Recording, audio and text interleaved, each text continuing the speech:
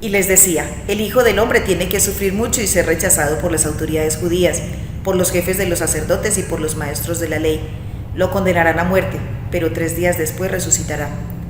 También Jesús decía a toda la gente: si alguno quiere seguirme, que se niegue a sí mismo, que cargue con su cruz de cada día y que me siga. Les digo, el que quiera salvarse a sí mismo se perderá, el que pierda su vida por causa mía se salvará. ¿De qué le sirve al hombre ganar el mundo entero si se pierde o se disminuye a sí mismo? Señor Jesús, danos la gracia de esa sabiduría tuya, de saber entender qué significa ganar, de saber encontrar esa sabiduría que hay en morir a nosotros mismos. Gloria al Padre, al Hijo y al Espíritu Santo, como era en el principio, ahora y siempre, por los siglos de los siglos. Amén. Buenos días, mi nombre es Ángela Gómez, misionera Verbundé, y les hablo desde Medellín. El pasaje que les acabo de leer, Lucas 9, 22, 25. Lucas 9, 22, 25. ¿Qué es negarse a sí mismo? Pensaba en mi oración. Pues un joven que se trasnocha estudiando o madruga para un parcial, para un examen, se está negando a sí mismo. O un estudiante que en lugar de ir al bar, se va a clase y está atento y prepara sus trabajos, se está negando a sí mismo. Un niño que llega de su clase, de la escuela, ¿no? Come y se sienta a hacer su tarea, se está negando a sí mismo. Un padre que llega del trabajo y que se pone a jugar con sus hijos, como yo escucho aquí detrás de nuestra casa, hay unos edificios y se oye a cierta hora, a las 5, unos niños o niñas que juegan, pero gozan, están divertidísimos con su papá, se escucha decir papá, ¿no? Se está negando a sí mismo ese papá.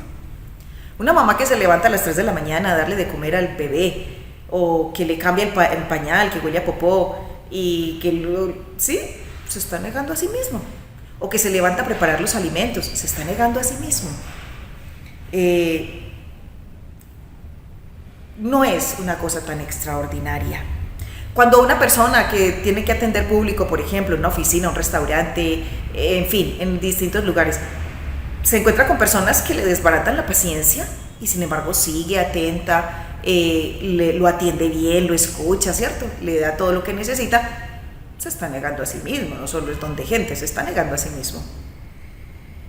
Es decir, cada día, de 1000 maneras, morimos a nosotros mismos, nos negamos a nosotros mismos. Y cuando Jesús entonces nos dice: si quieres seguirme, niégate a ti mismo, toma tu cruz, no está proponiéndonos una cosa tan supremamente extraordinaria. Es algo común y familiar, pero aquí se añade algo, un porqué, un para qué. Seguirlo. Ya no es solo porque tocó, sino si quieres seguirme, si quieres ser discípulo mío, haz eso. Es más, Jesús no nos dice que conseguirlo a Él se acabaron las cruces o se acabaron las dificultades, no. Nos propone que hagamos ese ejercicio que es de amor, de amar por amor, y también de vencer nuestro ego, y de pasar de pensar solo en nosotros mismos a pensar en los demás. Nos está proponiendo que hagamos un camino. Entonces, tomar la cruz y renunciar a nosotros mismos, negarnos a nosotros mismos, lo podemos hacer, pero hay un plus, ya es con Él, ya no es nosotros solos, ya es con Él. Qué bonito.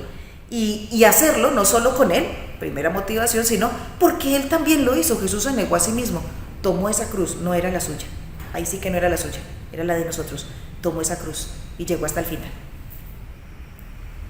Y entonces le seguimos a Él. Y no solo con Él, no solo porque Él lo hizo, sino también para realmente identificarnos con Él, para que se nos identifique como cristianos. Es un signo de que somos realmente discípulos suyos. Bueno, y también no hacerlo solo porque tocó. Bueno, como soy padre, pues me tengo que sacrificar, como soy mamá, pues tengo que entregarme, como soy estudiante, pues tengo que estudiar. No solo por eso, hacerlo ya, y ahora que empezamos esta cuaresma, hacerlo como una opción. Hacerlo convencido, hacerlo como una decisión, es parte de mi vida y de mi seguimiento como cristiano. Y entonces ahora no vivimos las cosas porque las circunstancias nos están obligando, a hacerlo porque realmente lo queremos hacer, porque realmente queremos vivir eso.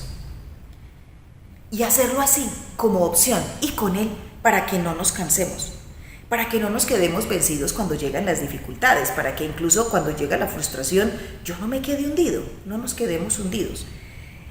es para que podamos vivir ese ejercicio de cruz permanente que tenemos que vivir, un ejercicio de cruz, en Verbum Dei lo tenemos, un ejercicio de cruz y de humildad. Y entonces así poder llegar hasta el final.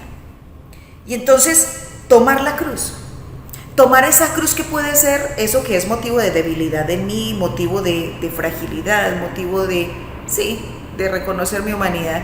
Tomar esa cruz, no solo morir a mí, a mi ego, sino tomar esa cruz, ¿sí? Y seguir a Jesús y vivirlo en marcha por los demás, vivir realmente en ese contexto por los demás. Y Jesús en el fondo, en este evangelio nos explica el por, nos da como sus razones, ¿no? ¿Por qué negarme a mí mismo y morir a mí mismo? Mira, él dice, cuando tú crees, cuando tú pretendes salvar tu propia vida, tu propio ego, tu propio yo, tú crees que estás ganando, pero en el fondo estás perdiendo. En el fondo estás perdiendo. Pensar solo en ti mismo, en tu propio provecho, pasando por encima de los otros, termina por perderte. Terminamos por perder. ¿Qué perdemos? Perdemos dignidad, perdemos identidad, perdemos humanidad, perdemos esencia. Endurecemos nuestro corazón y somos capaces entonces de robar, matar y destruir. Creemos que estamos ganando, pero en el fondo estamos perdiendo. Y botones de muestra los tenemos. Esta guerra que estamos viviendo, quizá él puede pensar que está ganando, pero en el fondo está perdiendo. Está perdiendo. Y ya estamos actuando como los animales. Un animal no piensa, no discierne si va a matar o no, si eso es... No piensa. El animal simplemente es un cazador, un depredador, y lo hace. Algunos incluso son capaces de comerse a sus propias crías. Hay animales dentro del reino animal que son capaces de ir a matar las crías de otros y comerse los huevos de otros. Decimos que eso es animal, pero hacer eso entre humanos no lo es.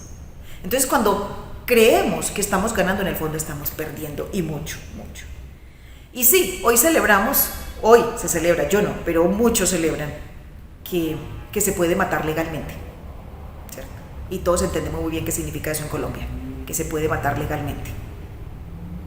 Y encontré una historia estos días que llamó mucho mi atención, ¿no? Una mujer que fue víctima de abusos múltiples, no les voy a decir cuántos, porque es que es tristísimo. En la guerra en África, en Ruanda, hace como 25 años, entre los Hutus y los Tutsis. Y ella cuenta su historia, cómo vivió, ¿no? Le hicieron todo tipo de vejaciones terribles, llegó al hospital, los rebeldes quisieron tomarse también el hospital, no podían hacerle tratamiento, bueno, finalmente recuperaron el hospital y los médicos siguieron tratándola. Y ella decía que no tenía nada del cuerpo sano, nada. Y cuando estaban haciéndole pues esos tratamientos para recuperarla, se dieron cuenta que estaba embarazada. ¿Qué se podía hacer? Ella decidió tener su hijo, decidió tener su bebé. Y cuenta que cuando nació el hijo, ella lo sintió muy lejano. Efectivamente sí, lo sintió muy lejano, pues la forma en que se había dado la situación no era para menos. Pero fue haciendo un camino a través de una fundación que se encargó de acompañar estos procesos allá. Fue haciendo un camino que le ayudó a ir sanando. Su hijo a los 19 años, esto es reciente, ¿no? A los 19 años le preguntó, madre, ¿cuál es el nombre de mi padre?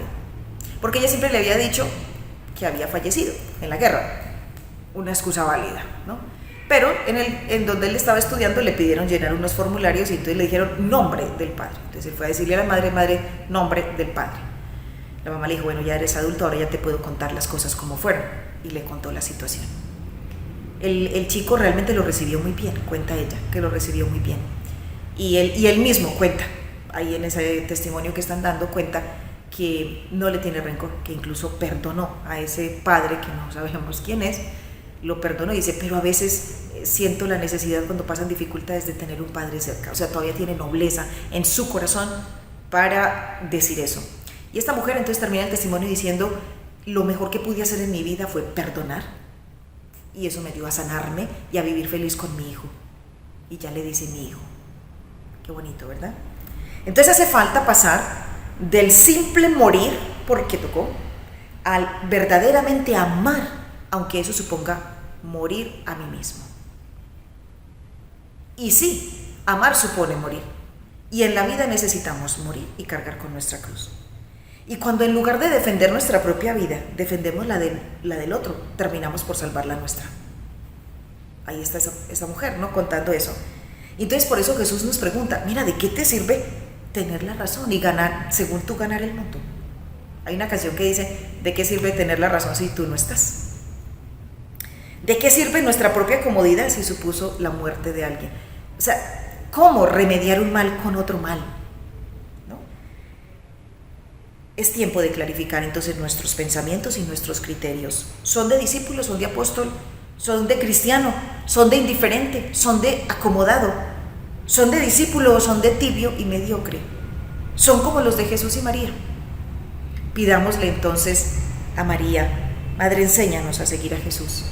Enséñanos incluso a morir a nosotros mismos y a nuestro egoísmo para poder experimentar la vida, para poder experimentar los frutos de la vida. Buena oración.